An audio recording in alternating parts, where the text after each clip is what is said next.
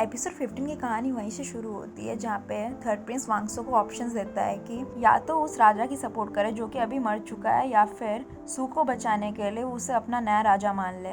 वांगसो के पास और कोई भी चारा नहीं होता है और वो थर्ड प्रिंस की बात मान जाता है और वो उसे नया राजा मान लेता है। सभी राजकुमार किंग के मरने का शोक मना रहे होते हैं और सू को लग रहा होता है कि ये सब उसी की वजह से हुआ है। तभी वांगसो सू की तरफ देखता है और उसे बाहर ले जाने की कोशिश करता है ताकि वो उसे महल से बचा के कहीं दूर ले जाए, लेकिन नाइन्थ प्रिंस वोन उन्हें रास्ते में देख लेता है और रोक लेता है और कहता है कि उस सू महल छोड़ के बाहर गई तो उसे किंग को मारने के जुर्म में फांसी दे दी जाएगी और ये सबको पता चल जाएगा कि किंग को जहर देने वाला और कोई नहीं बल्कि सू ही थी। थर्ड प्रिंस ने जबरदस्ती करके सारा राज्य अपने नाम कर लिया होता है, लेकिन अगर पब्लिक को ये पता चल जाता तो वो कोई भी उसे राजा नहीं मानता। इसलिए वो लोग प्लानिंग करते हैं कि वो सारा ब्लेम टेंथ प्रिंस की फैमिली पे डाल देंगे कि उन्होंने राज्य पाने की कोशिश की और थर्ड प्रिंस ने ये राज्य को बचाया है। इसलिए टेंथ प्रिंस की सारी फैमिली को मार डाला जाता है, लेकिन टेंथ प्रिंस और सुंदर वहाँ से भाग जाता है और हमें बाद में पता चलता है कि ये सब प्लानिंग के पीछे और कोई नहीं बल्कि एट्थ प्रिंस था।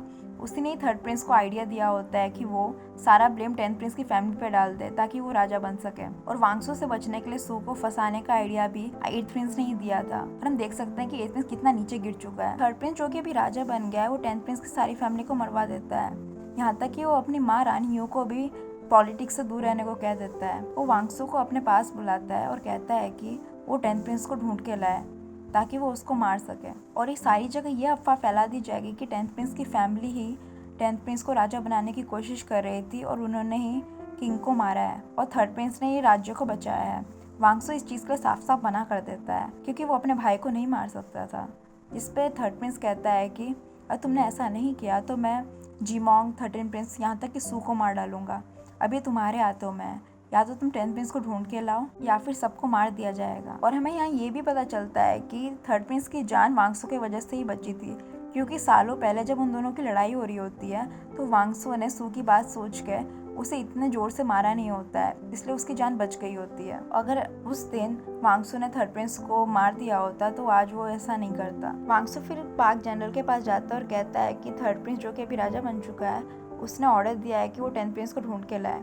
उसे पाक जनरल कहते हैं कि मेरी बेटी ने उससे शादी की है और अगर टेंथ प्रिंस को कुछ भी हुआ तो मेरी बेटी नहीं बचेगी, इसलिए अब बात मेरी बेटी की है तो मैं किसी की बात भी नहीं सुनूंगा, ये याद रखना तुम। वांगसो फिर सू के पास जाता है और कहता है कि वो किसी को पकड़ने के लिए बाहर जा रहा है, इसलिए वो महल में सही से रहे तब तक वो वापस नहीं आता। सू फिर चायरोंग के पास जाती है और कहते हैं कि पहले वाले किंग के पास उसके अलावा और चायरोंग के अलावा कोई नहीं जाता था, तो क्या उसे कुछ पता है कि पानी में मर्क्यूरी किसने मिलाया था जिससे कि पहले वाले राजा की जान गई है। इस पर चायरोंग उससे साफ साफ मना कर देते कि उसे इस बारे में कुछ भी नहीं पता है, और वो ये भी बता देती है कि थर्ड प्रिंस ने वांगसो को टेंथ प्रिंस को ढूंढने को भेजा है और वो अगर पकड़ा गया तो उसे भी मार डाला जाएगा। सू ये सोच के काफी ज्यादा हैरान हो जाती है कि वांगसो ऐसा कैसे कर सकता है, वो कैसे अपने ही भाई को पकड़ने जा सकता है। तभी टेंथ प्रिंस और सुंदर सू के सामने आ जाते हैं और कहते हैं कि वो बच बचा के उसके पास आए हैं और उनकी बोट रेडी है, लेकिन वो अगले हफ्ते आएगी, तब तक के लिए सू को उसे बचा के रखना होगा। टेंथ प्रिंस ये भी कहता है कि वो वांगसो को ये बता दे कि वो यहाँ छुपा हुआ है ताकि वो भी उसकी मदद कर सके, लेकिन सू को ये पता चल गया होता है कि वांगसो टेंथ प्रिंस को ढूंढने ही निकला है, तो वो वांगसो पे भी शक करने लग जाती है और कहती है कि वो वांगसो कुछ नहीं बताएगी क्योंकि वो इस समय वांगसो पे भी भरोसा नहीं कर सकती है। और ऐसे ही सू सुंदर और टेंथ प्रिंस को अपने कमरे में ही छुपा लेती है। फिर हमें वोई को दिखाया जाता है जो कि थर्ड प्रिंस के पास जाती है और कहती है कि उसके लोग भूखे मारे तड़प रहे हैं और वो चाहती है कि वो उसकी मदद करे। इस पर थर्ड प्रिंस कहता है कि मैं तुम्हारी मदद क्यों करूँ, तुमने तो पहले किंग तेजो को मारने की कोशिश की, तुम पे भरोसा करना तो मेरी बेवकूफ़ी होगी, क्या पता तुम मुझे ही मारने जाओ। इस पे वही कहती है कि बदला मेरे लिए अब कोई मायने नहीं रखता क्योंकि मेरे सारे लोग मर रहे हैं और मैं उन्हें मरता हुआ नहीं देख सकती, इसके बदले मेरे सारे लोग आपको राजा मान लेंगे। इस पे थर्ड प्रिंस कहता है कि मेरे पास इससे भी अच्छा ऑफर है, और हमें ये दिखाई नहीं जाता कि थर्ड प्रिंस ने वोई को क्या बोला, और ये हमें आगे पता चलेगा। फिर हमें फोर्थ प्रिंस और बेका को दिखाया जाता है जो एक साथ खाना खा रहे होते हैं।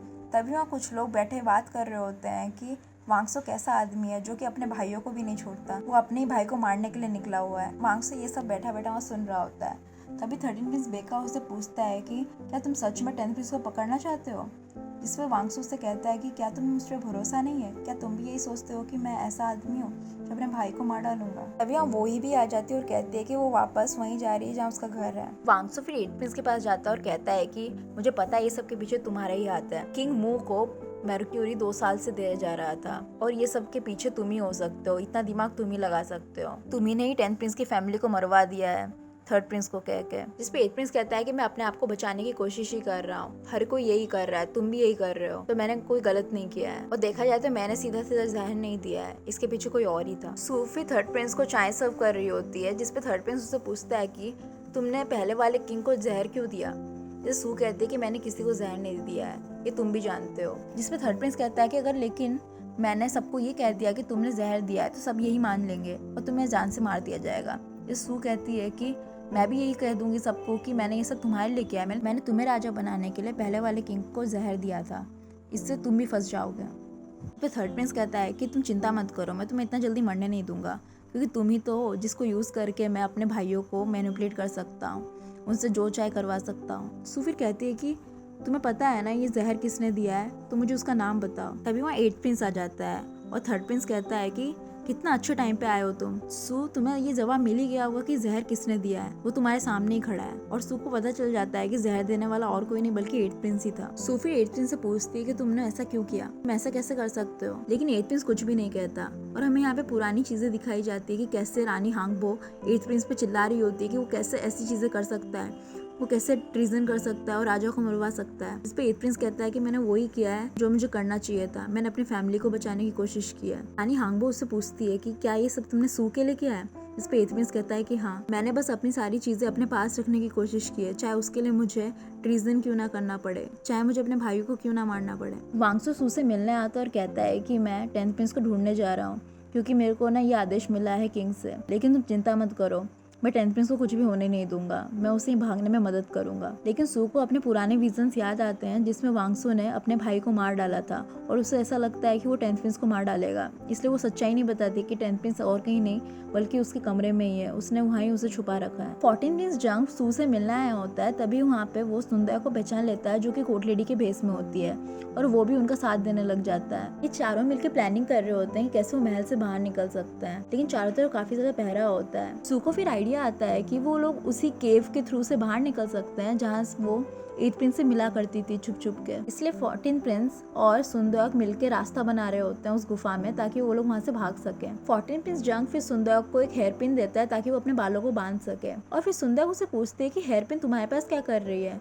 क्या तुम्हारी जिंदगी में कोई लड़की जिससे तुम प्यार करते हो। जहाँ 14th प्रिंस बताता है कि वो एक लड़की से प्यार करता है जिसने उसकी जान बचाने के लिए खुद की जान की परवाह नहीं की थी और उसे बचाने आ गई थी। और हमें यहाँ पता चलता है कि 14th प्रिंस और कोई नहीं बल्कि सू से प्यार करता है। वो सू से तब से प्यार करता है जब उसने उससे जान बचाई थी। सुंदर भी उसे बताती है कि बचपन में कोई भी उसके साथ खेलता नहीं था क्योंकि वो बिल्कुल अलग थी, उसे तलवारबाजी करना पसंद था, बाकी लड़कियों की तरह वो बिल्कुल नहीं थी। लेकिन 10th प्रिंस अकेला ही था जो उसके पास आया था और उसे फूल दिया था और कहा था कि वो उसे भी पसंद करता है और वो उसे दोस्त बनाना चाहता था। तब से वो 10th प्रिंस को पसंद करती है और वो 14th प्रिंस से कहती है कि उसकी भी इच्छा पूरी हो गई और उसकी 10th प्रिंस से शादी हो गई। तुम भी चिंता मत करो, एक ना एक दिन वो लड़की तुम्हें मिल जाएगी जिससे तुम प्यार करते हो। 3rd प्रिंस प्रिंसेस योनवा को अपने दरबार में बुलाता है और कहता है कि उसकी शादी का इंतजाम उसने कर दिया है।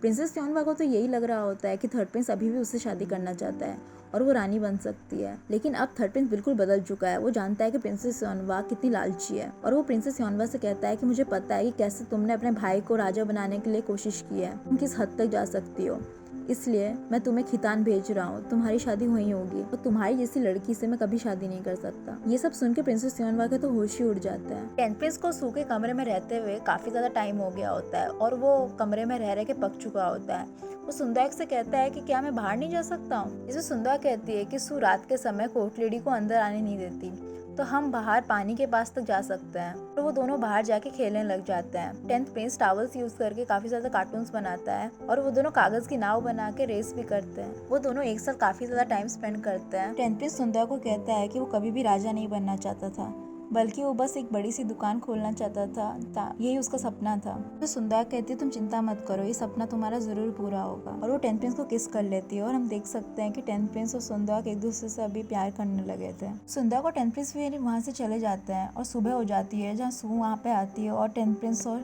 सुंदर के बनाए हुए खिलौनों को देख रही होती है। तभी वहाँ पे प्रिंसेस योनवा भी आ जाती है जो सू से बात करना चाहती थी और योनवा भी टॉवल से बने हुए कार्टून को देख लेती है। वो सू को आखिरी वार्निंग देती है और कहती है कि वो यहाँ से दूर चली जाए क्योंकि उसकी वजह से 8th प्रिंस और 4th प्रिंस काफ़ी बदल चुके हैं। जिस पे सू उसे साफ साफ मना कर देती है और कहती है कि वांगसू एक लौता इंसान है जो उसकी कदर करता है और उसकी इज्जत करता है और वो उसे पहले छोड़ के नहीं जाएगी। जिस पे प्रिंसेस यॉनवा कहती है कि तुम इस बात को कह के पछताओगी, तुम देखती रहना, मैंने तुम्हें आखिरी मौका दिया था यहाँ से जाने का और अभी तुम्हारी गलती की वजह से काफ़ी लोगों को भुगतना पड़ेगा। प्रिंसेस यॉनवा फिर थर्ड प्रिंस के पास जाती है और कहती है कि मेरे पास एक ऐसी इन्फॉर्मेशन है और जिससे कि तुम 10th प्रिंस को पकड़ सकते हो, लेकिन मेरी एक शर्त है कि तुम मुझे खितान नहीं भेजोगे, मेरी शादी वहाँ नहीं करवाओगे, तभी मैं तुम्हें वो इन्फॉर्मेशन दूंगी। और प्रिंसेस यॉनवा थर्ड प्रिंस को बता देती है कि 10th प्रिंस दामयुन में छुपा हुआ है और वो ये बात वांगसो को भी बता देती है कि सू ने उन दोनों को अपने कमरे में छुपा रखा है। सुंदर को 10th प्रिंस फिर महल से भागने की कोशिश करते हैं, लेकिन